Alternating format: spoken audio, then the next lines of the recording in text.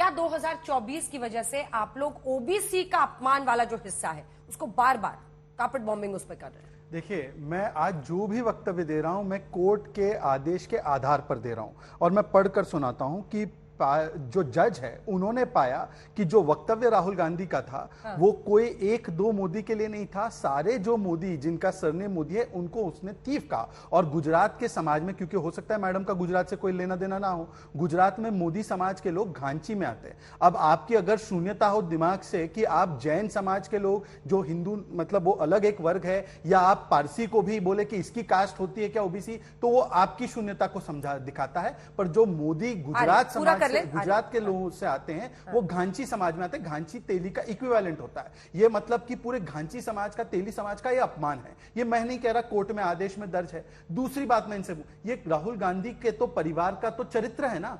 सीताराम केसरी के साथ क्या सलूक किया इन्होंने, धोती कुर्ता फाड़ दिया। ओबीसी अध्यक्ष थे तो, पिछड़ी जाति के अध्यक्ष थे वो। और क्या इन्होंने पूरे इतने वर्षों के इतिहास में ओबीसी समाज के एक भी व्यक्ति को कभी प्रधानमंत्री बनाया? हाँ, पर मेरी पार्टी ने प्रथम ओबीसी समाज का प्रधानमंत्री दिया जिसने अपना टेन्योर कंप्लीट किया, तो उसको नीच, गंगू तेली, भस्मसूर, तू चाय बेच, इस प्रकार से देश के पहले पूर्णकालीन जो ओबीसी समाज के प्रधानमंत्री को अपमानित करने का काम किया। अरे ये लोग तो वो है जिन्होंने मुसलमानों के भी जो पिछड़े वर्ग पसमानदा होते हैं उनकी चिंता नहीं की, और national status, constitutional status OBC committee को कभी नहीं दिया। ये इस प्रकार की नफरत है इनके मन में ओबीसी समाज के विरुद्ध, इसीलिए उन्होंने ये बयान दिया। और दूसरी बात देखिए, अतीक प्रेम फिर से जाग गया इनका। किस प्रकार से अतीक के हत्यारों के लिए जिस प्रकार से उन्होंने वक्तव्य दिया, मैं नहीं कहता सही है, परंतु अतीक प्रेम इमरान प्रतापगढ़ी से लेकर महिमा सिंह दर्शाते रहते हैं बार बार, पता नहीं क्या। और तीसरी बात, गोली मारो सालों को उन्होंने ये स्टेटमेंट कोट किया। अंजना जी, मैं अगले 5 मिनट तक चुप रहूंगा। अनुराग ठाकुर जी का वो बयान चलाइए। उन्होंने कहा देश के गद्दारों को जनता के पास कई विकल्प थे, जूते मारो, धक्का मारो, स्वागत करो। हो सकता है कांग्रेस वाले होते तो स्वागत ही करते देश के गद्दारों का। जनता ने निर्णय किया अपने विवेक से कि गोली मारो डैश डैश को। इसमें अनुराग ठाकुर जी का वो कतई वक्तव्य नहीं है। या तो वो मुझे वो स्टेटमेंट दिखाए या तो इसको वापस ले, अन्यथा जो कार्रवाई इस पे कानूनी हो सकती है वो उन पर भी हो सकती है। महिमा सिंह जी, 3 सवाल उन्होंने पूछे हैं, तीनों का जवाब दीजिए। देखिए, अभी भाजपा के प्रवक्ता ने जो अभी बात कही है, उस बात में उनसे ये पूछिए, उस सार्वजनिक जो भी रैली थी या जो भी समागम था उसमें मौजूद जन ऑडियो आपका रिकनेक्ट करना पड़ेगा मैडम। मैडम ऑडियो रिकनेक्ट आती है, झूठ टूट कर आता है। मेरे ऊपर कार्रवाई भी खुशी से कर ले, हम सीना तान के खड़े हैं, लेकिन वहां जो एक एक व्यक्ति मौजूद था वो भाजपा और नफरत की विचारधारा का। अनुराग ठाकुर के नाम से कहा है, अनुराग ठाकुर जी ने कहां कहा है वो वक्तव्य? आज मैं भारतीय जनता पार्टी का राष्ट्रीय प्रवक्ता आपसे पूछना चाहता हूं, गलत बयानी मत कीजिए, गलत बयानी मत कीजिए। ठीक है, उनको बोलने दीजिए। क्यों रहते हैं इतने बौखलाए, क्यों रहते हैं भाजपा के प्रवक्ता?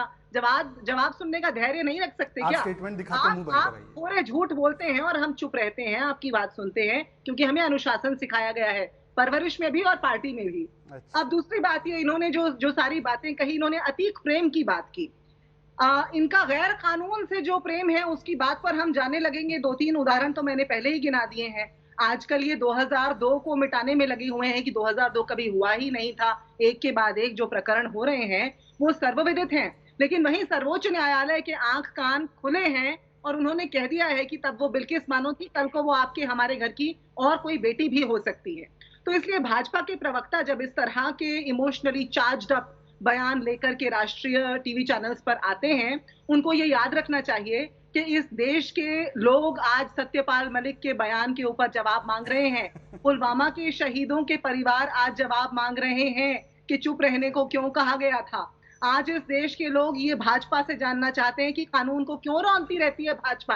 हाथरस के अंदर क्या हुआ था और अभी लखनऊ के अंदर क्या हुआ है। अभी कल भी एक और क्राइम सीन आ गया है कैमरे के ऊपर कैद होकर के। अभी हमने भाजपा के चरित्र का बखान किया यहाँ के अखिलेश यादव के बंगले में जाने से पहले, गंगाजल से धुलवाते हैं उसको। तो इसलिए भाजपा जब इस तरह की बयानबाजी करती है अंजना जी, और जब उल्लेख करती है, तो न सिर्फ हंसी आती है, दर्द उमड़ता है मन के अंदर, क्योंकि इस देश का बच्चा बच्चा आज भाजपा से महंगाई रोजगारी के अलावा जवाब मांग रहा है कि पुलवामा क्यों करवाया गया, उस पर चुप्पी क्यों साधी गई, हवाई जहाज क्यों नहीं दिए गए। एक के बाद एक स्कैम उजागर हो रहे हैं। इनके अंदर के लोग, जो यशवंत सिन्हा 2G स्कैम के समय पर जिन्होंने मनमोहन सिंह जी को समन किया था, सबके जवाब देने के लिए सक्षम हूँ, यशवंत सिन्हा पर जो मुद्दे पे सवाल पूछे ठीक है, बस वो पूरा कर रही हैं, अभी जवाब लेते हैं। सबसे बड़े आलोचकों में से एक है वो यशवंत सिन्हा, जिन्होंने तब मनमोहन सिंह जी को समन किया था, अंजना जी। तो 2G स्कैम भी हुआ। आज हरियाणा के अंदर आपको पता होगा क्या हुआ है। आज हरियाणा के अंदर खट्टर सरकार ने उच्च न्यायालय के अंदर ये बोल दिया है कि उनके पास कोई सबूत नहीं है वाड्रा स्कैम के, वाड्रा DLF जो मामला था उसके अंदर। तो इसलिए भाजपा के सच सामने आते जा रहे हैं। ये दुबकने की जगह ढूंढ ले कहाँ दुबकेंगे। ठीक है, 4 प्रश्न उन्होंने पूछे, जल्दी से जवाब दीजिए। आचार्य जी, देखिए, या तो ये कहे कि हम वेंडेटा कर रहे हैं, क्योंकि मैडम के ही कहने के अनुसार आखिरी पंक्ति जो उनकी, इसका मतलब कि हम कोई वेंडेटा ही नहीं कर रहे हैं। अगर वेंडेटा करते तो किसी भी केस में फंसा देते, पर मैडम के आखिरी वक्तव्य के आखिरी बयान को लेंगे अगर हकीकत में, तो इसका मतलब हम वेंडेटा नहीं कर रहे। और आज सवाल कोर्ट के दिए गए आदेश का है। आपने कहा लोअर कोर्ट बायस्ड है, विंडेटा कर रहा है, आप सेशन कोर्ट में गए। आज सेशन कोर्ट ने तो पुष्टि कर दी कि सारी जो बातें आप कह रहे थे वो गलत थी, आप कोर्ट के खिलाफ दुराग्रह कर रहे थे। और अनुशासन की बात कृपया मत कीजिए, आपके एक कार्यकर्ता ने तो जीभ काटने की बात की थी। संवैधानिक पदों का किस प्रकार से अपमान करते हैं, किस प्रकार से कमिटेड जुडिशरी से लेकर आपने कोर्ट को ब्लैकमेल करने के लिए विमान का अपहरण किया, ये कांग्रेस के DNA और इतिहास में दर्ज है। पर आज सवाल मैडम जी मेरा केवल इतना है, क्या कोर्ट ने कहा कि सारे मोदी सरनेम वालों का आपने अपमान किया? ये स्पष्ट हो चुका है। इस पे जवाब ले लेते हैं, इस पर जवाब दीजिए ना। आपने पहली समाज का अपमान किया, OBC समाज का अपमान किया।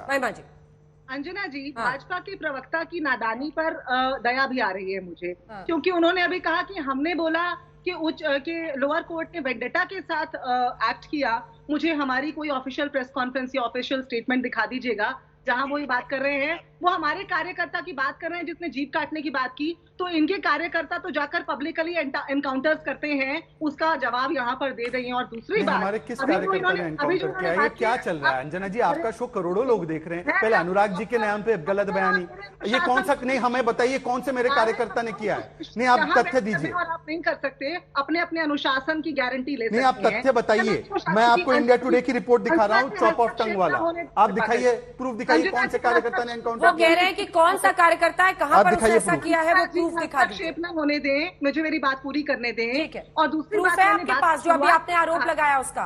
मैंने चर्चा की शुरुआत में एक बात कही थी अंजना जी, मैंने चर्चा की शुरुआत में कहा था कि लोअर कोर्ट का फैसला जो कि त्रुटिपूर्ण है, जो कि हमारा वन ऑफ द ग्राउंड्स है, हम ये कंटेम्प्ट नहीं कर रहे या कह नहीं रहे, वन ऑफ द ग्राउंड, जैसा सिंघवी जी ने कहा कि हम जब उच्च न्यायालय में जाएंगे, जैसा, क्योंकि वकील भी तो हूं तो इसलिए कह सकती हूँ, हम लिखते हैं non application of legal mind, ये एक फ्रेज इस्तेमाल होता है। और आए दिन जजमेंट्स को सेट असाइड किया जाता है, खारिज किया जाता है उच्च न्यायालय द्वारा, उसकी संवैधानिक शक्तियां इस्तेमाल करते हुए। यहाँ भी कुछ ऐसा होगा, आपको देखने को मिलेगा। ठीक है।